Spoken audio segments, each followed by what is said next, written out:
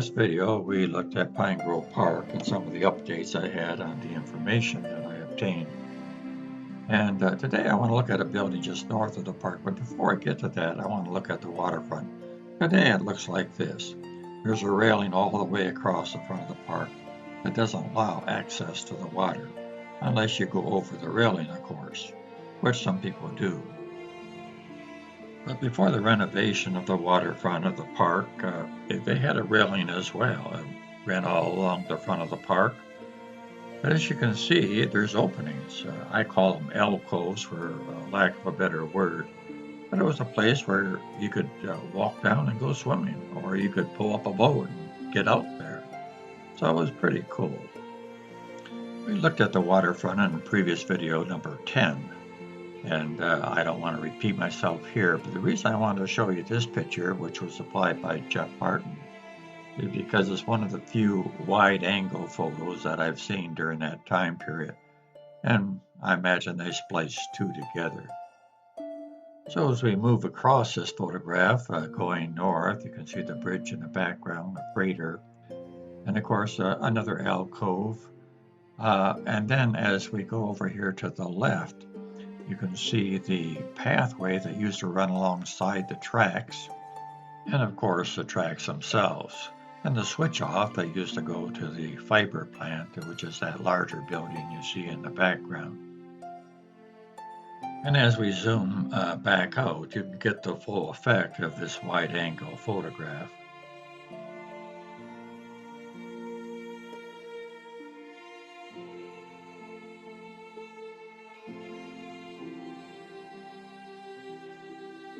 In this photograph here, we can see how steep that hill used to be before they renovated it. But the reason I'm showing it, I've showed you this before, I want to look at this building that's way at the end of the park, just north of where the Westcott dock used to be. And today, just north of where the Huron lightship is. This used to be the pump house for the paper coming in. Perhaps it still is, I don't know. But here's a much better picture of it, as you can see here. It stuck out in the water a little bit, so the east side of it was right over the water. And here's a color photograph as well. So why am I showing you this building? What's the significance of it? Well, the significance was it was a multi-purpose building. Not only was it a pump house, but it was also a diving platform for the brave young fellows that used to dive off the roof. And here I can count 7 of them, having a real good time. I thought some of you men might enjoy seeing this, since you may have participated, and perhaps even a couple of ladies as well. The building is still there today. Not much has changed, although the cupola looks like a new one and looks a little larger, and, well, what do you know? It's surrounded by a fence. You think it's there to keep those swimmers off the roof? Maybe. All right, let's change gears a little bit and travel a little further north to Elmwood Street, about a block off of Gratiot. We come to the corner of Cherry and Elmwood. As you look at it today, Cherry stops at Elmwood Street, but it used to go all the way across. And on this corner here, which would be the southwest corner, there used to be a store here.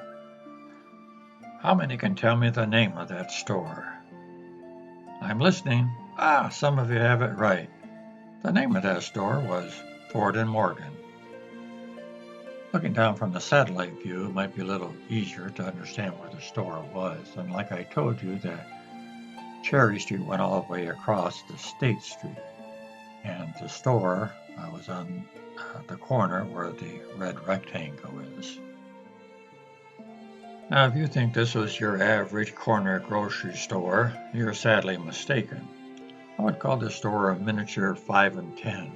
No, I can't call it a 5 and 10 because 5 and 10s didn't sell groceries, so let's call it a miniature Walmart.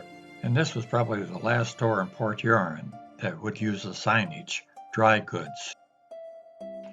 As this newspaper article says, they carried everything from soup to nuts. Ford & Morgan corner store had it all, and then some. You could ask for just about anything, and sure enough, It would be there someplace. The things you would least expect to find were there. You name it, they had it.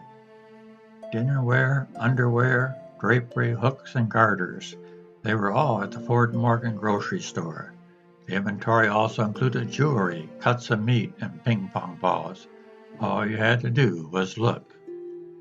The business was owned by these two sisters here, Margaret Morgan and her sister Elva Watson.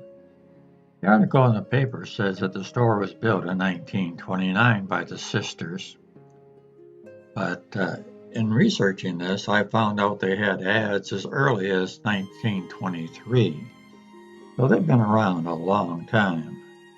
The earlier date would make sense, as the basement was actually dug out by a team of horses holding a dirt scooper.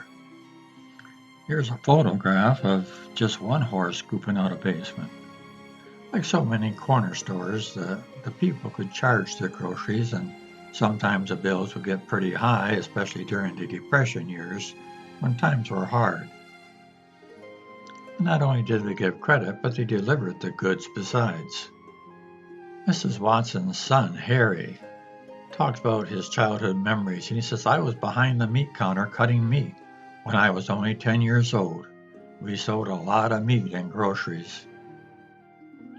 The lady of the house could have gone and looked at dresses for herself, went over to the meat counter and got a pound of hamburger for her supper, and all the time her daughter's looking at the toys, especially the dolls, because, well, they had a great doll display, as you can see from these two pictures here.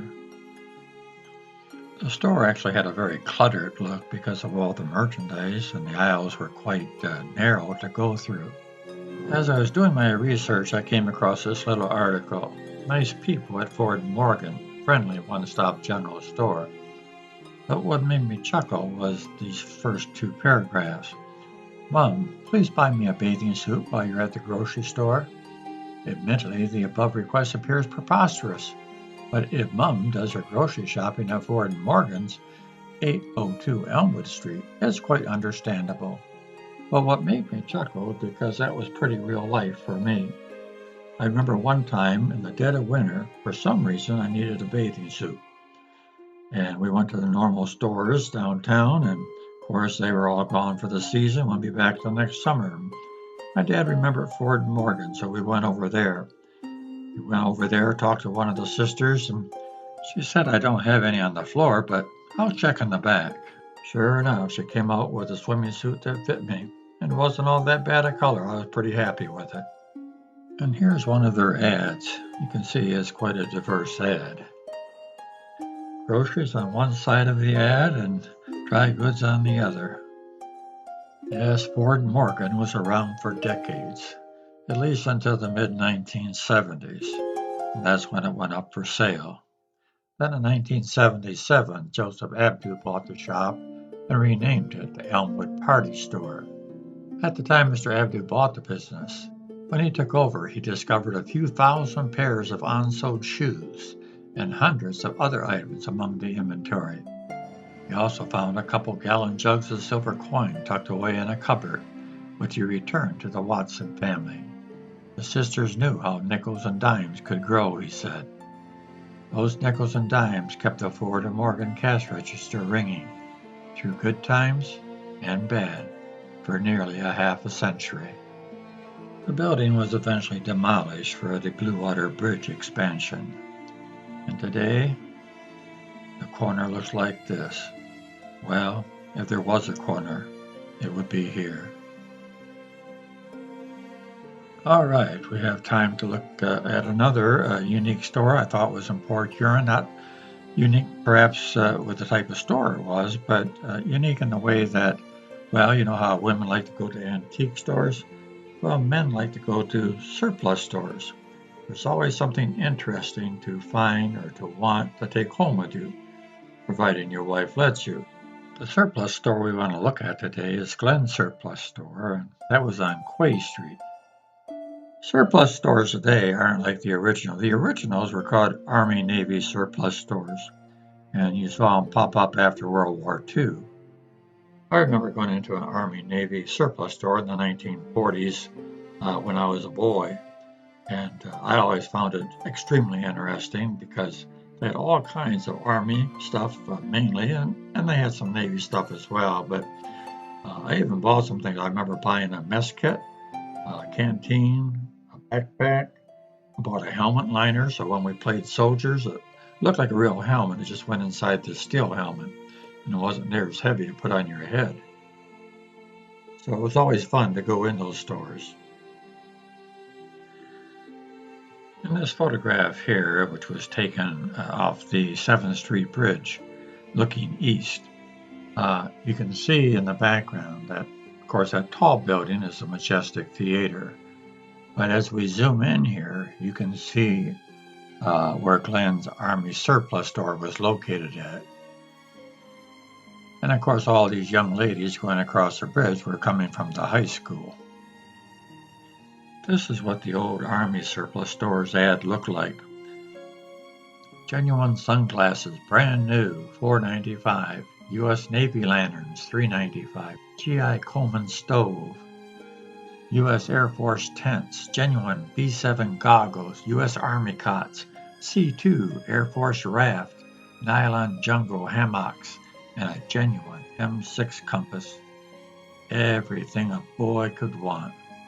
I just remembered I bought one of those rafts at the surplus store too as well, and used to take it up to Lakeside, and we had a lot of fun with that. I remember the anchor was a rubber bucket, and we just put some rocks in it and used it and stayed pretty much where we wanted to stay. And contrasting today what a surplus ad looks like, this is Glenn's surplus ad. And you can see there's a great variety thing, but no Army surplus. I did see a GI footlocker on there, however I don't know if it was actually Army surplus or not. The store was owned by Freeman Glenn. And you can see a picture of the inside of the store. Not real clear, but it gives you an idea what it was like. And I'm sure those that went in the store will remember it. I think Mr. Glenn was an astute businessman. He had a knack for being able to get his picture of the store and a picture of himself even, in the newspaper quite a few times. Even for things as minor as an increased display area, which you see here for his fishing tackle gear. Here's one of his paint department. Doesn't look too organized, but that's the way surplus stores are. Whatever they can get a good price on, they just stock it on the shelves. He also believed in contests. Here's one for a fishing derby. The one that caught the largest fish in different categories would get a prize, and they did this over 9 weeks. 9 prizes given out, or at least 9 grand prizes given out. And by doing this, it gave him the opportunity to once again get his store in the paper. Fishing contest winners. These were the winners of the 9 grand prizes.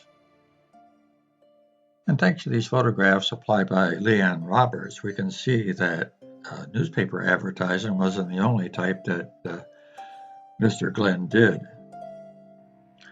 I'm sure it captured the attention of people when they saw these young ladies in bathing suits with their sailor caps, with signage across their bodies stating that they were from Glenn's Surplus and gave the address of the store.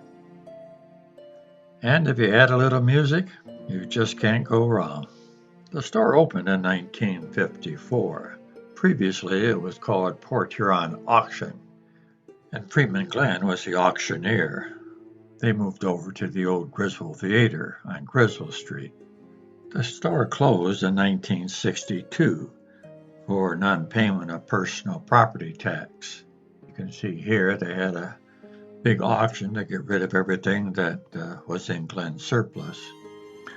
The building would later house the Blue Water Recreation, or most fellows remembered it as Blue Water Pool Hall or Billiards.